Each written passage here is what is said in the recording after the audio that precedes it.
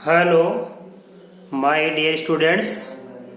गायत्री विद्या मंदिर उच्च माध्यमिक विद्यालय सांचौर जिला जालौर के हमारे इस YouTube चैनल में आप सभी का एक बार फिर से स्वागत है। प्रिय विद्यार्थियों, मैं अनिल कुमार सोनी, कक्षा 8 विषय गणित, अध्याय 13 सीधा और प्रतिलोम अनुपात, इसकी प्रश्नावली 15.2 का सवाल नंबर 3 से आज आपको हल कराऊंगा। देखो बच्चों, हमारी प्रश्नावली 15.2 का सवाल नंबर 3 में देखो, आप अपनी बुक से मिलान कीजिए क्या लिखा है। रहमान तिलियों का या डंडियों का प्रयोग करते हुए एक पहिया बना रहा है। देखो चित्र के अनुसार वह समान तिलियां इस प्रकार लगाना चाहता है कि किन्हीं भी क्रमागत तिलियों के युग्मों के बीच के कोण बराबर हैं। निम्न सारणी को पूरा करके उसकी सहायता कीजिए। देखो आपकी सारणी बनी हुई है। ऊपर तिलियों की संख्या 4, क्रमागत तिलियों के एक युग्म के बीच का कोण 90 डिग्री। फिर ऊपर तिलियों की संख्या 6 और क्रमागत तिलियों के एक युग्म के बीच का कोण 60। राइट। अब हमारा पहला प्रश्न यह है, क्या तिलियों की संख्या और क्रमागत तिलियों के किसी युग्म के बीच का कोण प्रतिलोम समानुपात में है। दूसरा, 15 तिलियों वाले एक पहिए के क्रमागत तिलियों के किसी युग्म का कोण परिकलित कीजिए, यानी ज्ञात कीजिए। और क्रमागत तिलियों के प्रत्येक युग्म के बीच का कोण यदि 40 डिग्री हो तो आवश्यक तिलियों की संख्या कितनी होगी। देखो बच्चों, ध्यान से समझना। पहला देखो, हमारे देखो ये कोण, ये कोण, ये कोण, ये कोण, ये देखो बराबर है। ऐसे समझ में। अब आपको ध्यान देना, ये सभी कोण, ये कोण बराबर है, इधर ये सभी कोण बराबर है, इधर ये बराबर है, इन दोनों के बीच का ये कोण बराबर है। देखो ये कोण, ये कोण, ये कोण बराबर है, इधर ये सभी कोण बराबर है। राइट। इधर ये सभी कोण बराबर है। इसका मतलब क्या है, ध्यान देना। देखो यहां पे क्या लिखा है, मान लो इसको हमने मान लिया x1, इसको मान लिया y1, x2 y2, x3 y3, x4 y4, x5 x6। अब देखो हम क्या करेंगे, x1 का गुणा, क्योंकि प्रतिलोम अनुपात की जांच करने के लिए क्या लिखते हैं हम लिखते हैं, देखो सूत्र क्या होता है, x1 y1 बराबर x2 y2 होता है। इस एक राशि का दूसरी राशि के साथ गुणनफल इस दूसरी राशि के आपस में इनके अनुपात के बराबर था, गुणनफल के अनुपात के बराबर। तो देखो यहाँ पे लिखेंगे ये x1 y1, ये किधर है, देखो x1 y1 बराबर x2 y2। अब देखो, अब ध्यान समझना, यहाँ पे हमारे पास है क्या लिखा है, x1 y1 कितना है, 4 गुणा 90, x2 y2 क्या लिखा है, 6 गुणा 60। 90 को 4 से गुणा करेंगे तो भी 360, इसको 60 को 6 से गुणा करेंगे तो भी कितना होता है, 360 डिग्री होता है। अर्थात इस x को y से गुणा करने में 360 आना चाहिए। अब हमें ज्ञात करना है, देखो x3 का मान, किसका मान ज्ञात करना है, x3 का। तो x3 का मान ज्ञात करने के लिए 360 किसका भाग देंगे, 8 का। तो ये आ जाएगा आपके पास, देखो 832 बच गया 4, 8 45 डिग्री आ गया। अब आप इसी प्रकार x4 का मान ज्ञात कर सकते हैं। तो 360 किसका भाग देंगे, 10 का, ये आ गया 36 डिग्री। अब इसी प्रकार x5 का आप मान ज्ञात कर सकते हो। तो कितना आ जाएगा, ये 360 में 12 का भाग देंगे हम, तो ये आ गया 12 या 36 है 30 डिग्री। इसका मतलब क्या हुआ, ध्यान देना, 45 को 8 से गुणा करेंगे 360, इधर ध्यान देना आप 36 को हम 10 से गुणा करेंगे तो 360, इधर 30 को 12 से गुणा करेंगे तो 360। तो इसका मतलब क्या तिलियों की संख्या और क्रमागत तिलियों के किसी युग्म के बीच का कोण प्रतिलोम समानुपात में है। तो इसका उत्तर लिखेंगे हाँ। इसका उत्तर क्या लिखेंगे? हाँ है, पर तीनों समानुपात है। अब देखो 15 तीलियों वाले एक पहिए के क्रमागत तीलियों के किसी युग्म का कोण हमको ज्ञात करना है। तो 15 तीलियों वाले एक पहिए के क्रमागत तीलियों का हमको क्या ज्ञात करना है? युग्म का कोण ज्ञात करना है। तो देखो हमारे पास में क्या लिखा है? x और y लिखा है 360। तो देखो मान लो मैं 15 यहां लिख दूंगा, आगे देखो मैं यही लिख देता हूं, ये लो तीलियों की संख्या कितनी? 15। तीलियों की संख्या कितनी है? 15 है। इसका मान मान लिया अपने 6 और ध्यान देना इसका मान मान लिया अपने y6। तो 15 तीलियों वाले क्रमागत तीलियों के एक युग्म के बीच का कोण कितना होगा वो हमें ज्ञात करना है। तो कैसे लिखेंगे? देखो हम ध्यान देना, x1 गुणा y1 x6 गुणा y6, ठीक है। अब x1 y1 का गुणा हमने ज्ञात कर लिया, कितना है अभी? ये x1 y1 का गुणा कितना है? 360। यहां 360। x6 का मान कितना? 15 और y6 का मान हमें ज्ञात करना है, इसलिए y6 का मान आ जाएगा 360 में 15 का भाग देंगे हम, तो 15 दूना 30 बच गया 6, 15 चौका 60, 24 डिग्री। तो 15 तिल्लियों से जब हम कोई पहिया बनाएंगे तो प्रत्येक क्रमागत दो जो तिल्लियां होती है उनके बीच का कोण कितना बनेगा? 24 डिग्री बनेगा 15 तिल्लियों से। इससे देखो क्रमागत तिल्लियों के प्रत्येक युग्म के बीच का कोण कितना है? 40 डिग्री। ध्यान देना, मान लो यह कितना डिग्री है? 40 डिग्री। तो ये किसका मान है? y7, ये 40 डिग्री मान लिया। क्रमागत तिल्लियों के एक युग्म के बीच का कोण कितना है? 40 डिग्री। तो ये मैंने यहाँ 40 डिग्री लिख दिया, ये y7 का मान हो गया और x7 का मान हम ज्ञात कर लेंगे। तो देखो वही तरीका, ध्यान देना, ये x7 गुणा y7 बराबर x1 गुणा y1।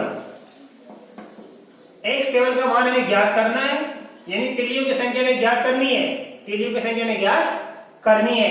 x7 का मान हमें ज्ञात करना है और y7 का मान दिया 40। x1 y1, तो x1 y1 का गुणा हमारे पास कितना दिया है पे? 360। अब देखिए मैं x7 का मान ज्ञात करने के लिए 360 में किसका भाग देंगे? 40 का।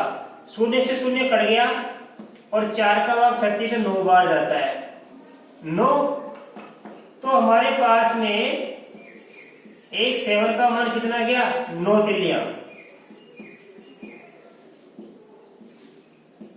आंसर। तो जब ध्यान देना क्रमागत तिल्लियों के प्रत्येक युग्म के बीच, मान लो प्रत्येक युग्म के बीच कितना कोण बन जाएगा? 40 40 40 बन जाएगा। तो हम जानते हैं सर्किल है, ये कितने डिग्री का होता है? पूरा ये 360 डिग्री का होता है। तो 360 में 40 का भाग दे देंगे, ये आ गया आपके पास 9। इसमें 360 में हम किसका भाग देंगे? 15 का, तो ये आ गया 24 डिग्री। ठीक है, इस प्रकार हमने ये तीनों सवाल आज हल कर लिए। अब आप बच्चों इसका स्क्रीनशॉट लीजिए, मैं आपको इसका सवाल नंबर 4 सिखाऊंगा।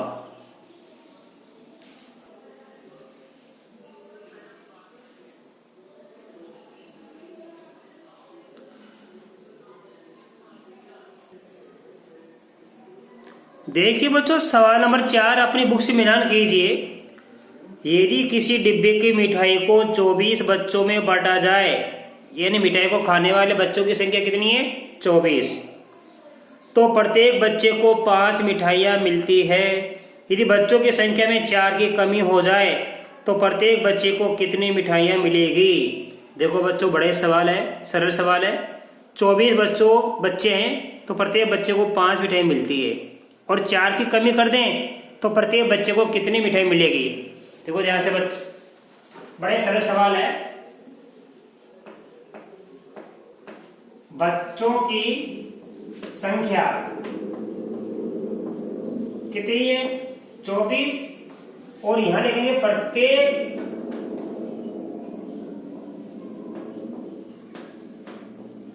बच्चे को मिठाई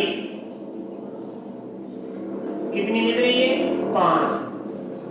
जब खाने वाले बच्चों की संख्या 24 है तो प्रत्येक बच्चे को मिठाई कितनी मिलती है? 5-5 मिलती है, राइट। अब खाने वाले बच्चों की संख्या में 4 की कमी कर दें तो 24 - 4 की कमी करने में कितना के 20, बच्चों की संख्या कितनी की 20। तो अब बताओ प्रत्येक बच्चे को मिठाई कितनी मिलेगी, ये हमें ज्ञात करना है। अब आप दिमाग लगाइए बच्चों कि बच्चों की संख्या कितनी है? 24, तो प्रत्येक बच्चे को 5 मिठाई मिल रही है। अब बच्चों की संख्या कितनी होगी? 20। कितनी होगी? 20, मतलब कमी हो गई। तो खाने वाले बच्चों की संख्या कमी होगी तो प्रत्येक बच्चे को मिठाई तो कम मिलेगी या ज्यादा मिलेगी? हाँ, ज्यादा मिलेगी। क्यों? कि ये हमारे क्या बच्चों की संख्या और प्रत्येक बच्चे की जो मिठाई है वो क्या प्रतिलोम अनुपात में है। क्योंकि बच्चों की संख्या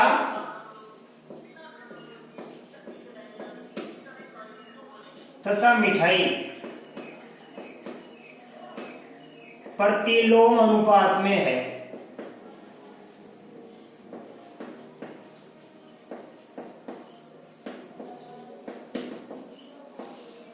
राइट। इसका मतलब है कि मान लो मैंने इसको मान लिया x1, इसको मान लिया मैंने y1, इसको मान लिया मैंने x2, इसको मान लिया मैंने y2। अब जब आपको बता रखा है कि जो दो राशियां प्रतिलोम अनुपात में होती है तो उनके गुणनफल का अनुपात सदैव बराबर होता है। देखो बच्चों कैसे, इसलिए x1 गुणा y1 बराबर x2 गुणा y2। x1 का मान कितना है? 24, y1 का मान 20, x2। बच्चों देखो ध्यान देना, यहाँ पे मैंने गलती लिख दिया। हाँ सही है, हम देखो x1 गुणा y1 से करना है तो 24 गुणा 5, 24 गुणा 5। और यहाँ पे देखो आपको यहाँ लिखना था हमको, सही है, x1 y1 हो गया और x2 y2, तो ये 20 गुणा y2। अब देखो अभी क्या है, 20 को y2 से गुणा करेंगे तो क्या बन जाएगा? 20 y2। इधर 24 को 5 से गुणा करेंगे तो आ जाएगा 120। अब हमें y2 का मान ज्ञात हो जाएगा तो 120 में 20 का भाग देंगे, कितने बार जाएगा? 6 बार। तो y2 बराबर कितने हो गए? 6। अर्थात जब बच्चों की संख्या 20 होगी तो प्रत्येक बच्चे को कितनी मिठाई मिलेगी? 6 मिलेगी। इसलिए 20 बच्चे होने पर प्रत्येक बच्चे को 6 मिठाई मिलेगी। 6 मिठाई मिलेगी, ये आंसर आ गया। जब खाने वाले बच्चों की संख्या ज्यादा है तो मिठाई प्रत्येक बच्चे को कम मिल रही है, और खाने वाले बच्चों की संख्या कम हो गई तो प्रत्येक बच्चे को मिलने वाली मिठाई की संख्या ज्यादा हो गई। बच्चे ज्यादा है, मिठाई कम मिलेगी, बच्चे कम है तो मिठाई प्रत्येक बच्चे को ज्यादा मिलेगी। अब आप बच्चों इसका स्क्रीनशॉट लो, मैं आपको सवाल नंबर 5 सिखा दूं।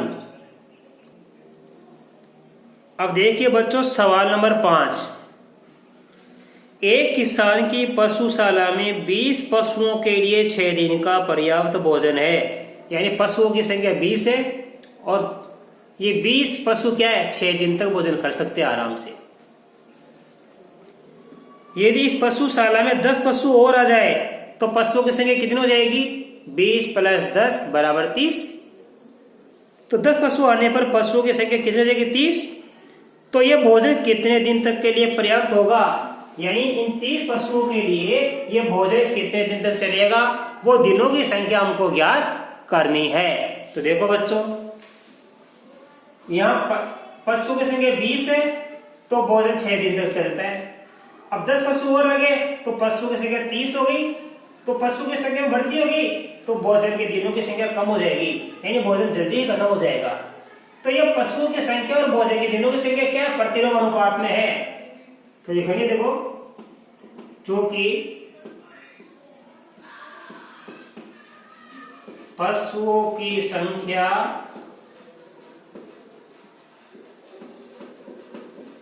और भोजन के दिनों की संख्या कौन से अनुपात में होती है? प्रतिलोम अनुपात में।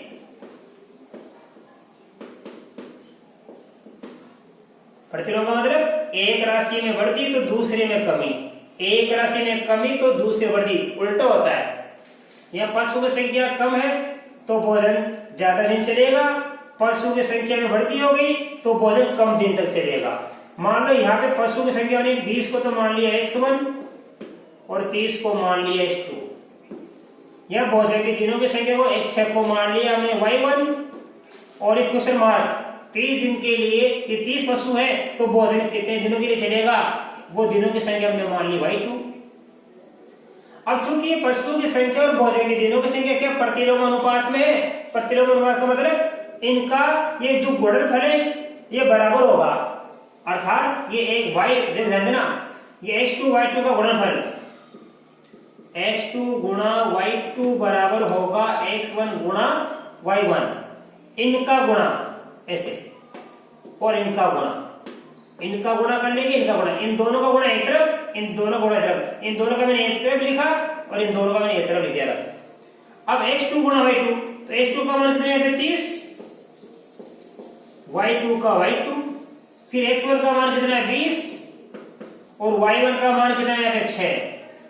तो देखो बच्चों ये तो हो गया 30 y2, 20 को 6 से गुणा करने पर आता है 120, कितना आता है 120। अब y2 का मान याद करेंगे तो 120 में किसका भाग देंगे हम? 30 का। अब 120 से 30 का भाग देंगे तो देखो शून्य से शून्य कट गया, 3 एकम 3, 3 चौके 12, y2 बराबर क्या है 4। ये y2 क्या है? भोजन के दिनों की संख्या है। तो भोजन के दिनों की संख्या कितने की? 4 दिन। किन के लिए? 30 पशुओं के लिए। तो लिखेंगे यहां इसलिए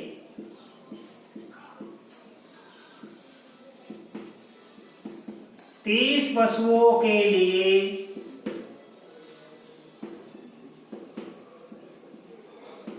भोजन सामग्री कितने दिनों के लिए पर्याप्त रहेगी?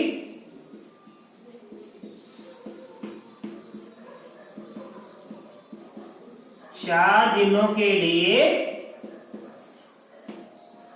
पर्याप्त होगी। यह आंसर। हमारा प्रश्न यही है कि पशुशाला में 20 पशुओं के लिए 6 दिन की भोजन सामग्री है, लेकिन मान लो 10 पशु और आ गए तो भोजन सामग्री 6 दिन नहीं चलेगी, वो कितने दिन चलेगी? वो दिनों की संख्या हमको ज्ञात करनी है। तो 10 पशु आने पर पशुओं की संख्या वृद्धि होगी, यानी पशु कितने गए 30, तो भोजन सामग्री 6 दिन नहीं चलेगी, भोजन सामग्री कितने दिन चलेगी? 4 दिन तक ही चलेगी।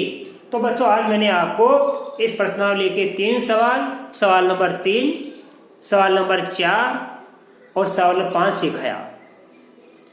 तो बच्चों मैं आशा कर सकता हूं कि आज प्रश्नावली 15.2 के बताए गए तीनों ही सवाल आपको बड़ी अच्छी तरीके से समझ में आए होंगे। चूंकि ये क्या है, हमारा प्रतिलोम के अनुपात की प्रश्नावली है। 15.1 क्या थी? हमारी सीधा अनुपात की प्रश्नावली थी। सीधे अनुपात में क्या करते हैं हम? करते हैं उसमें x1 बटा y1 बराबर x2 बटा y2, वो बटा में अनुपात होता है। और प्रतिलोम अनुपात में कहते हैं ये हमारा ऐसे सीधा गुणा कर देंगे, x1 y1 बराबर x2 y2 लिख देंगे। ठीक है, मैंने बताया आपको। तो मैं आशा कर सकता हूं कि आप रोजाना नियमित रूप से अपना अध्ययन जारी रखेंगे और इसके बाद में इसके आगे के सवाल करके वीडियो में आपको सिखाऊंगा। तब तक के लिए आप सभी को धन्यवाद।